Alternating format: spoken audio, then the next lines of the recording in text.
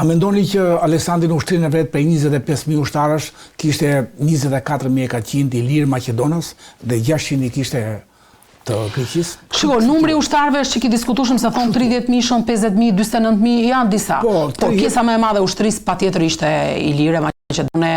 Ishin Agrianët për shembull, që ishin një fis i lirë, që ishin harktarët më të mirë. Ai merrte në të gjitha betejat kishte 1.000 prej tyre, ata çonte të Hoplit, shkëlqyer. Hoplitë, Kalorsin, kishte Kalorsin, kishte Këpsorin, po që ishin një përgjithësi të radhës i lira.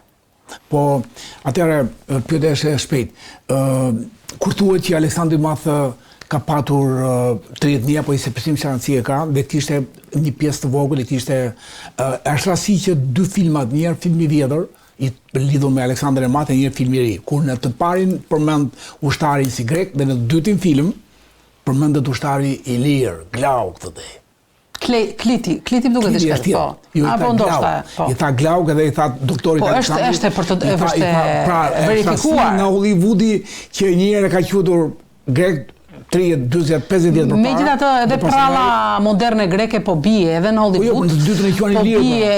Po bie edhe në katedrat evropiane, edhe katedrat perëndimore, sepse u ngrit nga këto katedra universitare me shumë pa të drejtë, me një manipulim, mashtrim politik etj. Historia do të drejtën, të vërtetën, e kupton, ne nuk na intereson fare politika në këtë pikë.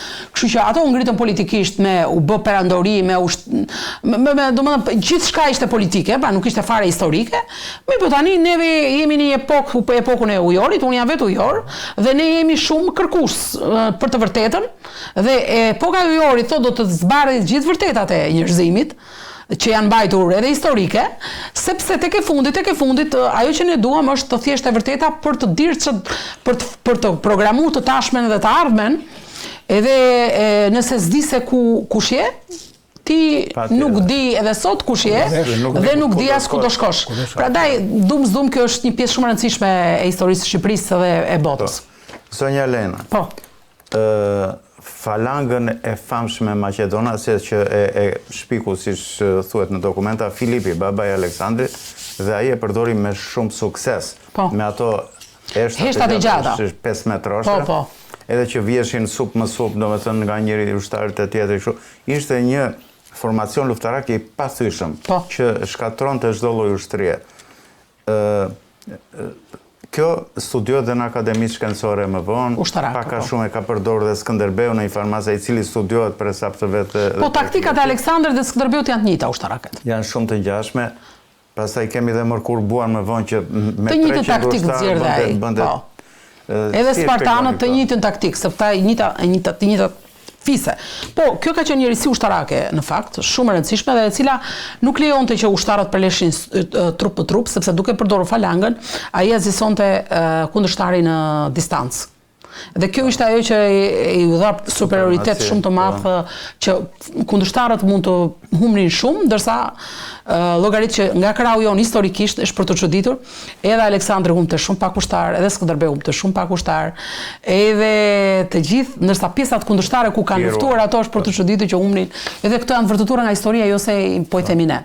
Kjo do të thotë që kanë ditur taktik, kanë pas taktik. Për shembull Aleksandri bënte një rrethim. Çonte ushtrim përpara, për shembull, edhe nga ana tjetër çonte një gjysmën e ushtrisë, rrethonte ushtrinë armike nga mbas, që është taktika që Kiçit dhe e Kudrës thuhet, dhe komplet ishte e azisuar ushtria. Ose e përdori, e ka përdorur edhe në Indi. Gjithashtu me Darin ai përdori edhe një teknikë në dy luftimet e tij, teknika që quhet pyka. Pyka shpejt quhet dhe pyka shqiptare ose rrethimi shqiptar. Kjo kësaj rrethimit quhet rrethimi shqiptar në historisë, e ka përdorur dhe Mërkur Bua. Shumë interesante. Edhe pyka është teknikë shumë e vjetër, edhe ai nuk merrej fare me ushtrinë. Dari mund nxori 1 milion ushtar, ky mund kish 50.000 ushtar. Ai u çua Darit me kalorsinë e vet, çdo shoqëruesve, që ishte kalorsia dhe bodyguardët e tij, dhe u çua Darit. S'kish punë fare me ushtrinë. Duke shpartallu Darin, iku gjithë ushtria. Si punë lojës së shahut. Po mbretit. Po ishte sa i mençur. E kemi ne këtë taktik. Ne nuk merrem me doptit. Personalisht unë nuk merrem fare ti bie një të dopti, sepse nuk më intereson ai e shoh të dobët. Unë merrem me rëmë të fortit, nëse ti po e kemi si koncept në shqiptarët këtë. E kemi në mentalitet, e kemi të tërë. Kjo tregon shumë qartë që jemi ne ata.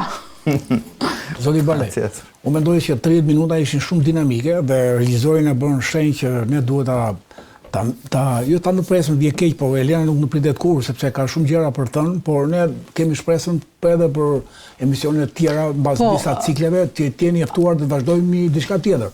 Por 30 minuta për Aleksandër Ermati janë shumë pak, edhe një orë akoma më pak. Ja, kishim shumë për të thënë, unë doja që ta prezantonim pak libri. Po, do bëj një edhe unë. Po, mund ta nxjerrësh që ta regjistroj edhe në çik Kela libri, sepse ishim duke thënë. Po folëm për librin, por nuk folëm se ku është. Po.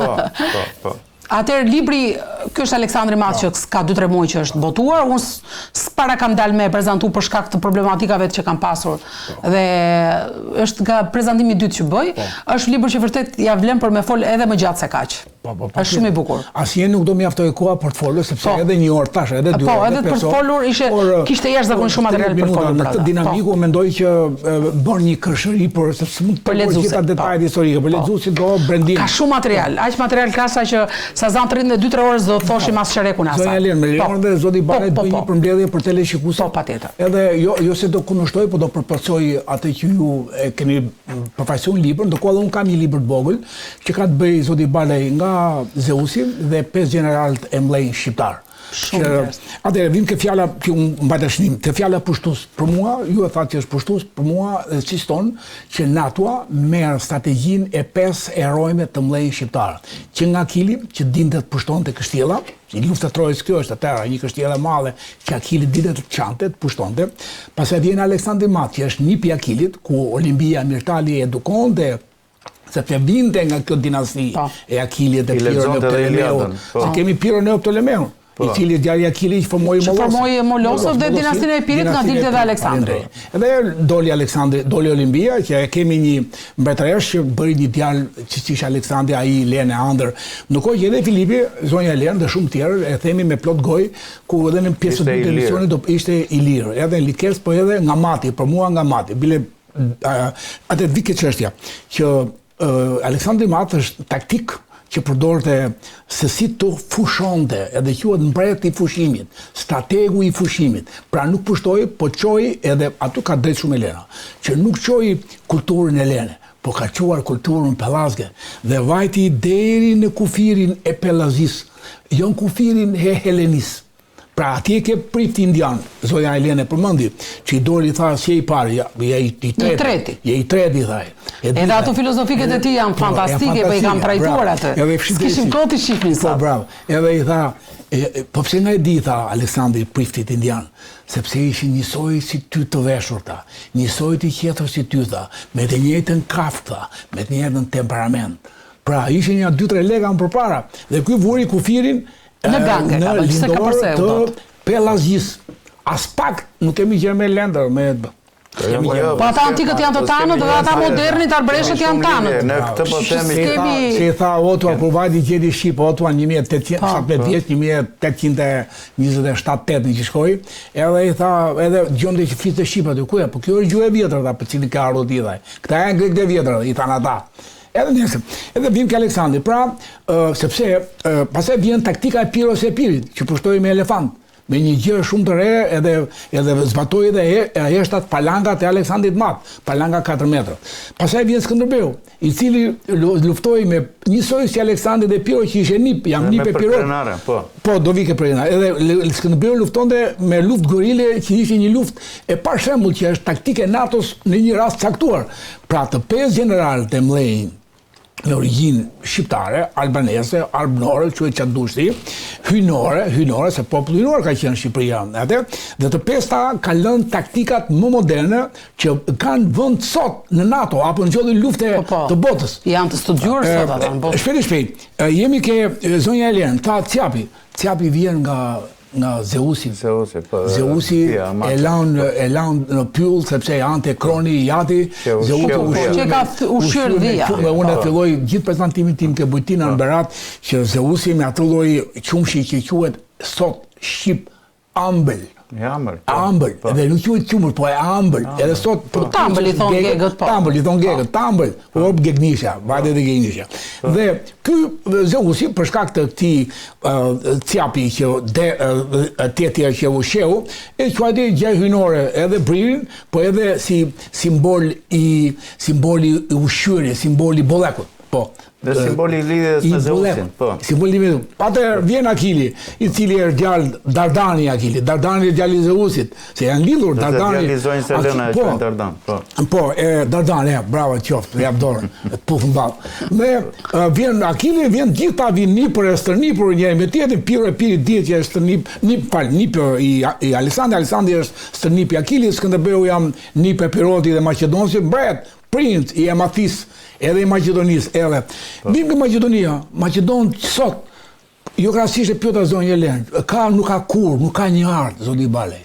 Maqedoni jugu, veri, veriu mirë thash, perëndimi dhe lindi. Po titua tha, pa një ëndër titua tha, çata quajmë këtë, hajta quajmë Maqedoni. Dhe ata shqiptarë, Tetov, Strugë, vazhdo Kërçov. Ata janë ndar ata, ju Maqedonës në shqiptar, kur është ajo që tha zonja Elena që Maqedonës do thot pikërisht shqiptar. E këtë te libri që ka përkthyer i ndjeri vllai zonjës Elena. Atje thot jam me ushtarët e mi, thot Mërkurbë, ushtarët e mi Maqedonas e kanë fjalën këtu për shqiptarët. Do me thënë, i përmend me 2 emra, në shumë... Po shu edhe Baleti, vetëm Maqedoni përdor edhe e pirë. Maqedoni dhe Piroti, thot ai.